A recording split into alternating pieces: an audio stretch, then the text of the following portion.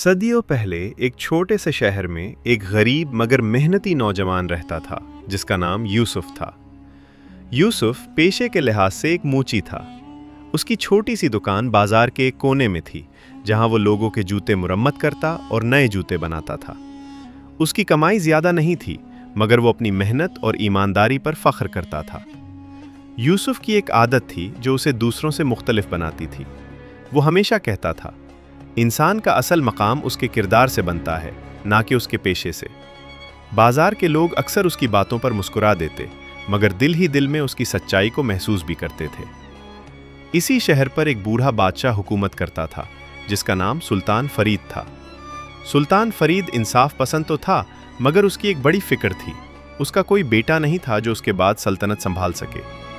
वो अक्सर सोचता कि ऐसा कौन सा शख्स होगा जो तख्त पर बैठकर अवाम के साथ इंसाफ करेगा। एक दिन सुल्तान ने अपने वजीरों से कहा, सल्तनत को ऐसे हुक्मरान की ज़रूरत है जो ताकत से नहीं बल्कि इंसाफ से हुकूमत करे। हमें ऐसा शख्स ढूंढना होगा जो दिल से बड़ा हो।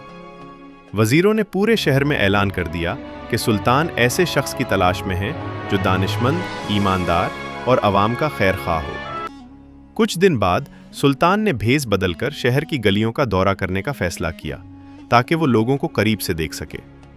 जब वो बाजार से गुजर रहा था तो उसकी नज़र यूसुफ की दुकान पर पड़ी। यूसुफ एक बूढ़े आदमी के फटे हुए जूते बड़ी तवज्जो से ठीक कर रहा था। बूढ़े आदमी ने शर्मिंदगी से कहा, मेरे पास पैसे कम हैं, क्या तुम फिर भी ये जूते ठीक कर दोगे? यूसुफ मुस्कुराया और बोला, पैसे बाद में भी दिए जा सकते हैं मगर किसी के सफ़र को आसान बनाना ज़्यादा ज़रूरी है। ये अल्फाज सुनकर सुल्तान फरीद रुक गया।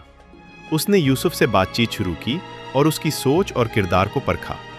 सुल्तान को हैरत हुई कि एक सादा सा मूची जिंदगी इंसाफ और इंसानियत के बारे में इतनी गहरी समझ रखता है।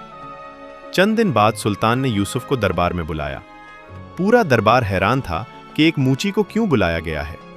सुल्तान ने सबके सामने कहा, मैंने अपनी पूरी जिंदगी में बहुत से अमीर और ताकतवर लोग देखे हैं मगर सच्ची अजमत उस शख्स में देखी है जो दूसरों के लिए आसानी पैदा करता है। यूसुफ सिर्फ जूते नहीं ठीक करता बल्कि लोगों के दिलों को भी जोड़ता है। फिर सुल्तान ने एक ऐसा फैसला किया जिसने सबको हैरान कर दिया। उसने ऐलान किया कि यूसुफ को शाही मुशीर बनाया जाएगा ताकि वो सल्तनत के मामलात में अपनी दानिशमंदी से रहनुमाई करे। वक्त गुजरता गया और यूसुफ की दयानतदारी और इंसाफ ने पूरे मुल्क को मुतासिर कर दिया।